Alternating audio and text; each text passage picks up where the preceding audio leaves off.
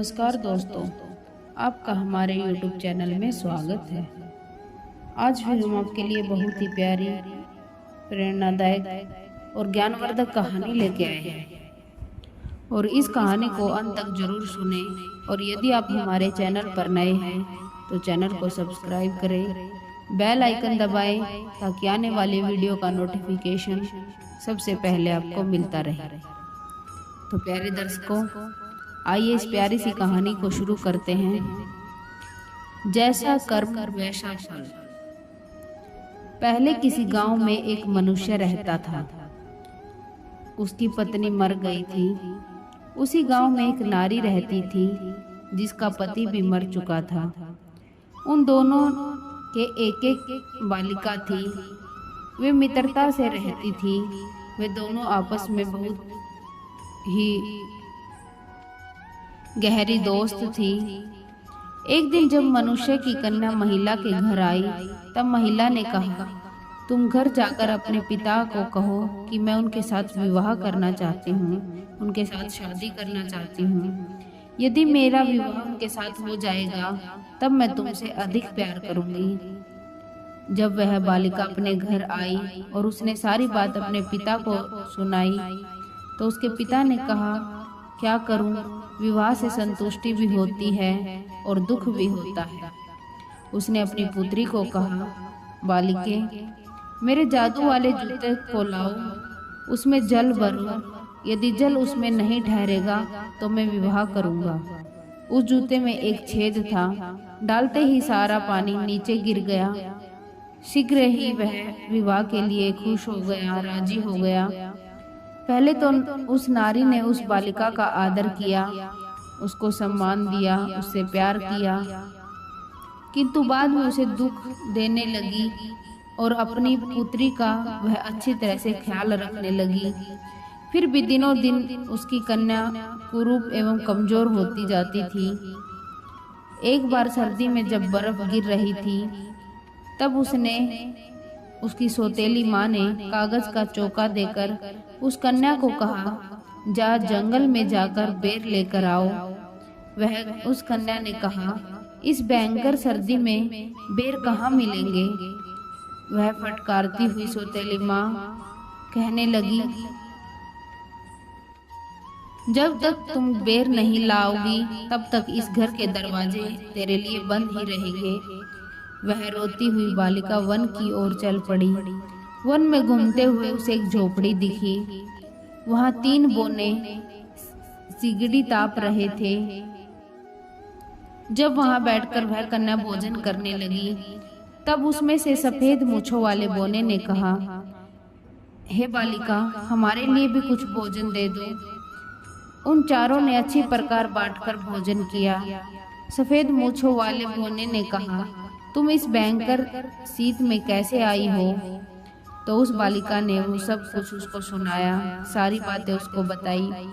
फिर बोने ने कहा, तुम झाड़ू लेकर झोपड़ी को साफ करो, हम तुम्हारे लिए बेर लाएंगे। बालिका की विनम्रता और परिश्रमशीलता को देखकर बोनों ने उसे वरदान दिए। एक ने कहा, यह कन्या दिन प्रतिदिन सुंदर हो। तो दूसरे ने कहा, जब यह बोलेगी तब इसके मुंह से सोने के टुकड़े गिरेंगे। फिर तीसरे ने कहा, यह कन्या किसी राजकुमार की महारानी बनेगी। बेर के फल लेकर वह घर पहुंची। बेर के फल देखकर माता बहुत चकित रह गई। जब कन्या बोलने लगी तब वहां सोने के टुकड़ों का ढेर लग गया। लड़की की इस शक्ति को देखकर सौतेली माँ सोने के टुकड़े लेकर चुप हो गई। यह सुनकर सौतेली माँ की पुत्री ने कहा, माँ, मैं भी वन में जाकर बेर के फल लाऊंगी। वन में घूमती हुई वह भी वहां पहुंच गई जहां बोने रहते थे। वह इच्छा अनुसार झोपड़ी में जाकर मक्खन खाने लगी।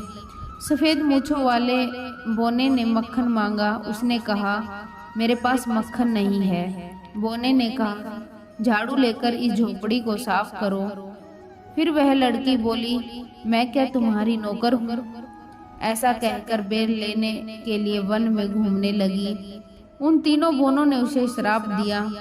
एक बोने ने कहा, यह दिन प्रतिदिन कुरूप होती जाएगी। दूसरे बोने ने कहा, जब यह बोलेगी तो इसके मुंह से मेंढक निकलेंगे। और तीसरे बोने ने कहा, यह दुखित होकर मरेगी। कहीं भी उसे बेर नहीं मिले और वह घर पहुंची। जब वह बोलने लगी तब उसके मुंह से मेंढक निकले।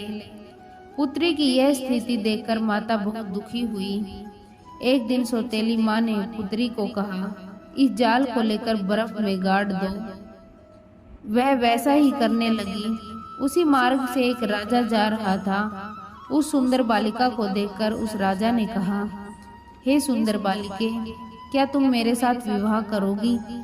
उस बालिका ने कहा, यह मेरा महान सौभाग्य होगा। राजा बालिका को राजमहल में ले आया और उन दोनों का विवाह हो गया। 1 वर्ष बाद उसने एक पुत्री को जन्म दिया। जब सौतेली माँ ने सुना कि वह कन्या महारानी बन चुकी है, वह सुनने के बाद अपनी लड़की के साथ राजभवन में गई और कहने लगी, हे पुत्री, तुम मुझसे सलाह लिए बिना ही यहाँ आ गई हो। उस बालिका ने सौतेली माता का सत्कार किया, परंतु दूसरे दिन जब राजा नगर के बाहर गया हुआ था, तब उन दोनों ने उस लड़की को पकड़ा और राजमहल के समीप ही नदी में डाल दिया तथा अपनी लड़की को उसके स्थान पर सुला दिया। जब राजा महल में लौटा तब सौतेली माँ ने कहा, मेरी महारानी बेटी सोई हुई है, आप विश्राम कीजिए। राजा लेट गया। इधर महारानी नदी को पार कर निकल आई। उसने सारी कहानी राजा को सुनाई। गुस्सा होकर राजा ने सौतेली माँ को और उस कुरूप बालिका को पेटी में बंद करके पहाड़ की चोटी से उन्हें गिराने का आदेश दिया।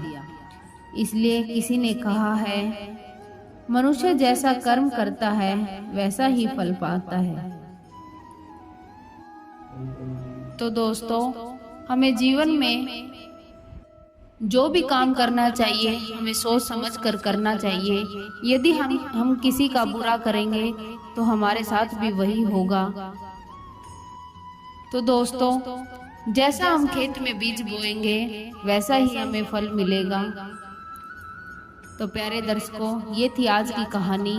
अगर अच्छी लगे तो इसे लाइक करना, शेयर करना और कमेंट करके हमें जरूर बताना। धन्यवाद दोस्तों।